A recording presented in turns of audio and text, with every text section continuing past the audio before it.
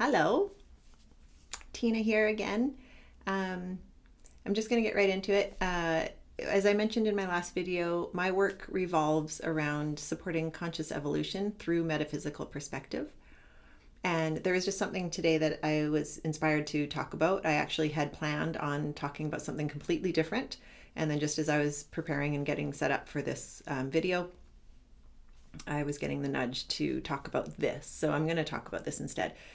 And that is that conscious evolution requires a shift from conformity to unity consciousness. And it also requires a shift from thinking to knowing. So when I wrote my dissertation a few years back, it was very inspired. It was very intuitive. And this component came up as I was writing it. And I thought it was pretty interesting. So what I was given while I was writing it were mantras for each mindset or each consciousness, to help us kind of more easily understand the difference between the two. So the mantra for conformity consciousness is, I'm right, you're wrong. If you don't agree with me, we can't get along. And so the energy of that is very obviously toxic. It's very old, very toxic, that toxic masculinity. It's very militant. It's very fall in line. It is do not think for yourself. The sheep mentality. It's very reactive. It is, and very much know your role. The mantra for unity consciousness is, I live in loving acceptance of all that is. So those are two very different ways of being, very different worlds. And because we are in this time, we're in a time that's very, very ripe for change.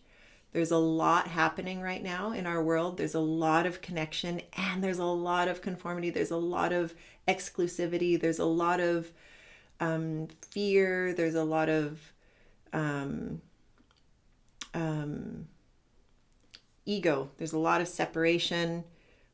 But on the other hand, within that, there's probably more connection than we've known in a long time, like really known. And when I say from, this conscious evolution or the shift into higher consciousness requires that shift from thinking to knowing. The K on knowing is capitalized to indicate innate knowing, spiritual knowing, divine knowing. Okay. And as I said in my last video, we're, as the blinders are coming down and we are going to continue to see more of how our world has been structured. Here's the thing that's interesting about that. We have been living in a world. We have collectively created a world. We've built a world unconsciously, for most of us, that has been built on conformity. And now we're seeing these systems and these structures in our world that can only survive. They thrive, but they can only now it's simply a point of survival, really. They can only survive when we are at a level of conformity consciousness, which is very low consciousness. But because more and more and more and more of us are stepping out of that little box of conformity consciousness into unity consciousness, and that's a process, and many of us have at least a foot out of that. And there can be a lot of flip-flopping in that within our own minds, which is totally part of the process. Maybe I'll just touch on that a little bit. What I mean by that is, as we are evolving into unity consciousness, our mind is opening, our consciousness is expanding.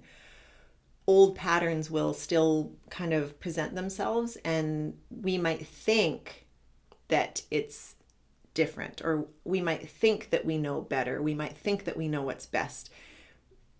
But that thinking we know is actually just a different expression of conformity consciousness, but it's just part of the process. So it's all good. Good intentions, good, there's nothing wrong with that. So if we were to look at our world from the perspective is being like a house, and there's a foundation. That foundation has been cracking, and it's been cracking for several decades. But it's like, once there's, if you've ever had a crack in your, like in concrete, it's there's kind of a point where it exponentially speeds up. So we're at that point now.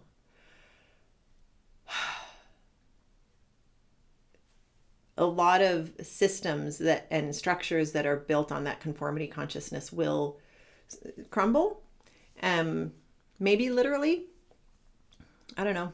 We're kind of in this time right now where everything is so uncertain, seemingly unclear. However, when we look deeper into it, and if we look at it through that type of perspective, from that consciousness, and I'm not trying to take anything away from what's going on the surface with physical illness and all of that. I'm just talking about it from a different perspective, from a deeper or higher perspective. So just moving forward, I'm trusting that that's why I was getting the little nudge to talk about this today, is just to continue to plant that seed, to know. Because in unity consciousness, higher consciousness, you have choice. You have choice. So some of the things that we may see moving forward, and there's a lot of speculation about this. There's a lot of people talking about different things right now, different theories, different potential outcomes, and it's all potentials at this point. There's no guarantee of how we are going to come out of this, except for for those of us who have stepped out of that box, standing in our center and continuing to know that I have choice. I have choice in who I am, how I live my life. Not to say that there aren't helpful structures to living in large civilizations. Absolutely there are. What I'm talking about is enforcement, forceful measures being taken that would, that put humanity back in that box. But once you get out of that box, as you know, because if you're watching this, you've stepped out of that box. You can't go back in it, because the thing is, you can see it now. You're conscious of it. So why would I choose to go back in that? So I guess I'm just speaking into the idea that we've been feeling like a push and pull as our consciousness continues to evolve and expand, and our minds are opening and everything is opening up. There is kind of that push and pull. And there's many ways to describe it. Some people call it a war between good and evil. Sure, if that language works for you. But I'm just looking at this as within ourselves. So I think I'll just leave it. No, I'm going to come back to, sorry, I'm just looking at my notes. I'm going to come back to the mantra for unity consciousness, and just go over one point. The unity mantra again is, I live in loving acceptance of all that is. Now, the conformed mind will look at that and just completely react and completely resist it and resent it, because it's too free, it's too open. And there may be some resistance even to the idea of accepting all that is. So I just want to offer a definition of acceptance in this context. And that is, acceptance does not mean condone. It does not mean agree with. It does not mean support or encourage or anything like that. It just means seeing what is and being in a place of presence with it. Identifying, okay, it's there. There's a lot to life that you may not agree with, that I may not agree with, I may not prefer. But if I push against it, I'm just actually drawing it, I'm holding it in my reality. I'm holding it in myself. If I try and push it away and try and like cut it off and get rid of it, it's a misguidance in our perception or our thinking of it, because it's all one. So the power of consciousness is when we pivot or shift our focus toward what we prefer.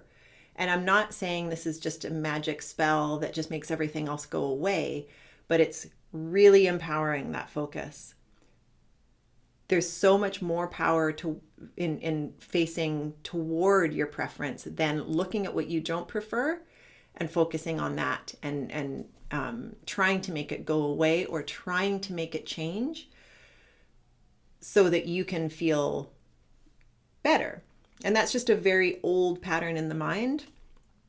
And it just doesn't work. Physically, it doesn't work. So that's the power in acceptance in just this moment. It's about seeing what is, recognizing I have a different preference, shifting. And it doesn't mean ignoring what you don't prefer either, because there's energy to that.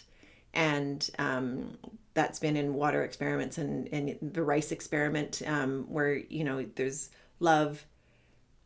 You send love to one container of rice, you ignore one container of rice, and to the other one, you send hate. And just what happens with the mold but there's a lot that happens in that container of ignored rice. So it's not about that, because there's still an attachment, there's still a connection to it. It's trying to sweep it under the carpet. It's not actually going anywhere. So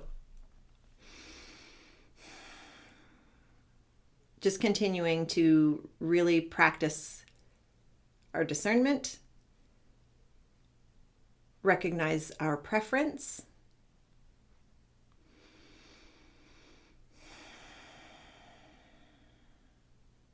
practicing compassion for all of it, because that's your power. That is a superpower. From that place of acceptance, also I'll refer to the metaphor of the matrix. Once we accept it and therefore stop pushing against it, then the matrix can rearrange itself. It starts to move, right? Energy is always in a state of motion. It's our focus. So if I focus on one thing in the same way, it can't change. If I look at it differently, then it starts to change. Okay. Okay. That was a quick one for today. I'll continue to offer these on my Facebook page, and I'm on my Instagram page, assuming I can figure out how to post a video on there. Anyways, on both of those pages, I am under Dr. Tina Bowden if you wish to, listen to more of these videos. And on YouTube, I have started a channel there, Dr. Tina Bowden as well. So I look forward to connecting with you again. I will leave you with this reminder to breathe love.